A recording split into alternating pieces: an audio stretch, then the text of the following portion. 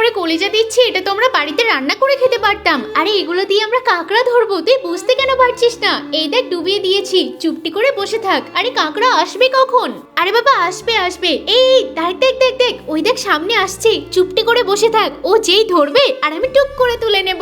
এই দেখ কাঁকড়াটা চলে এসেছে। বাহ, এভাবে একটুখানি কলিজা দিয়ে যদি এত এত কাঁকড়া ধরা যায় তাহলে কি বার লাগে বল। এই দেখ দেখ দেখ, আমিও পেয়ে গেছি, পুরো 2টো কাঁকড়া পেয়েছি, তাও আবার কি বড় বড় সাইজের। আমার তো এইভাবে কাঁকড়া ধরতে হেবি মজা লাগছে। হ্যাঁ, বেশ অনেকগুলো কাঁকড়া ধরে ফেলেছি। তাহলে আস্তে আস্তে বাড়িতে যাই নাকি? এবার রান্না বান্না শুরু করে দিতে হবে। প্রথমে কাঁকড়াগুলোকে বেছে ভালো করে পরিষ্কার পানিতে ধুয়ে নেব। এই তো সমস্ত কাঁকড়াগুলো এভাবে ধুয়ে নিয়েছি। এবার সোজা চলে যাব কড়াইয়ে। কড়াইয়ে একদম দিয়ে দিলাম, একদম কড়া করে ভাজা করে নিয়েছি।